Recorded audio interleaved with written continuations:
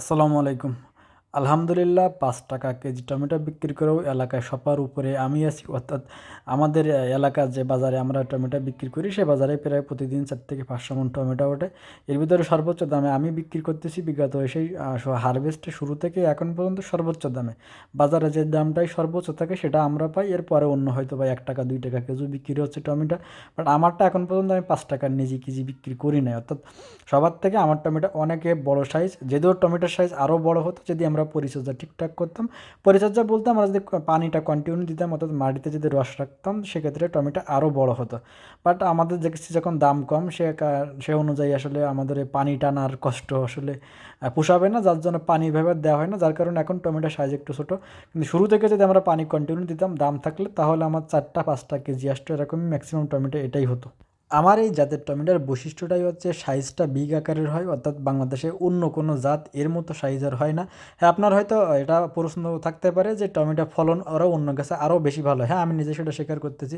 But অন্য যেটাই আপনার ফলন বেশি হবে সেটা এইরকম ফলের সাইজ হবে না। অর্থাৎ আমারও তো কয়েকটা ভ্যারাইটির জাত থাকে। আমার আরও একটা জাত আছে যেটা রমজান মাসে আপনারা দেখতে পাবেন। সেটা সাইজ কিন্তু এই পরিমাণে বড় হবে না, তার সেটা সাইজ কিন্তু অনেক ছোটো। অর্থাৎ এই জাতটা সবথেকে বড় সুবিধা, বিশাল আকৃতির একটা সাইজ হয়। যদি এবছর দাম থাকতো টমেটোর, সেক্ষেত্রে মনে হয় যে আমি আর কি বলবো, কম হলে ৫-১০ লাখ টাকার একটা বিক্রি এখানে থাকতো। সেখানে হয়তো লাখও পড়বে না, এরকম একটা অবস্থা। কারণ এখন হয়তো বা আমার প্রতি গাছ প্রতি আপনার ৩০ বা ২৫ টাকা মতো বিক্রি করতে পারি। অর্থাৎ এক গাছে ধরেন সর্বোচ্চ আমরা ৫ কেজির বেশি আসলে ধরা যায় না, বা ৫-৬ কেজি। তো টমেটো যথেষ্ট পরিমাণে নষ্ট হচ্ছে, কোনো পরিচর্যা দেওয়া হচ্ছে না, টমেটো গাছ থেকে পড়ে যাচ্ছে নিচে এমনিতেই আর কি। কাঁচা টমেটো শুধু পরিচর্যার অভাবে, বা এছাড়া যথেষ্ট পোকা আছে, মানে অনেক টমেটো নষ্ট হচ্ছে। এইগুলো যদি দাম থাকতো, সেক্ষেত্রে হয়তো আমরা পরিচর্যা ঠিকঠাক করতাম, তখন আর নষ্ট হতো না। এবারে যে অনেক একটা দাম আসতো। বাট এখন আসলে গাছ প্রতি ২৫ থেকে ৩০ টাকার বেশি গাছে আসলে বিক্রি হবে না। এর থেকে ৫ কেজি মতো আমি এবারে যে ধরছি, যাতে ৫ কেজির বেশি আছে আমার কাছে টমেটো। যাই হোক, আলহামদুলিল্লাহ এই কারণেই ফলন যথেষ্ট ভালো হয়েছে। আর কাঁচা সবজির এটা আমরা বিগত জন্ম থেকে দেখে আসতেছি, কোনো বছর দাম হবে, কোনো বছর হবে না। এটা নিয়ে আমাদের কোনো আফসোস নেই। আলহামদুলিল্লাহ আমরা খুশি যে গাছে ফলন পেয়েছি পর্যাপ্ত পরিমাণে।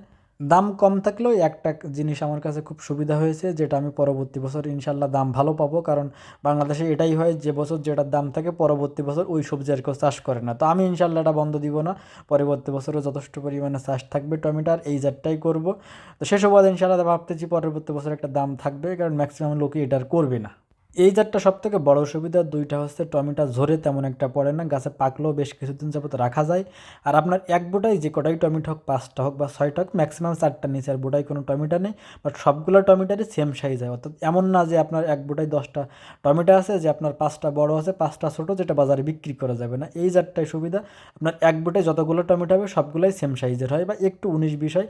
বাট আপনার একদম ছোটো হবে না, যেটা আপনি বিক্রি করতে পারবেন না। সবগুলো টমেটো দেখতে পাচ্ছেন বোটা বিগ আকৃতির সাইজ।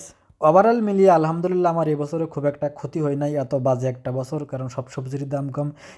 আলহামদুলিল্লাহ এরপরেও আমার ভালো হয়েছে, কারণ আমার যেহেতু সমন্বিত কৃষি, আমি অনেক কিছুতে দাম পেয়েছি। যেমন মাছে এবছর আলহামদুলিল্লাহ আমার বাম পাচ্ছিল, মাছ যথেষ্ট পরিমাণে হয়েছে। এত মাছ আমার মাছের চাষের বয়সে আমি বিক্রি করি নাই। এবছর সর্বোচ্চ মাছ বিক্রি করছি, ও সব কিছু মিলে। এছাড়াও আরও বেশ কিছু সবজির দাম ভালো পেয়েছি, যেমন সিমের দাম ভালো পেয়েছি, পেঁপের দাম ভালো পেয়েছি, বিটরুটের দাম ভালো পেয়েছি, মোটামুটি লাউর দামও ভালো পাচ্ছি।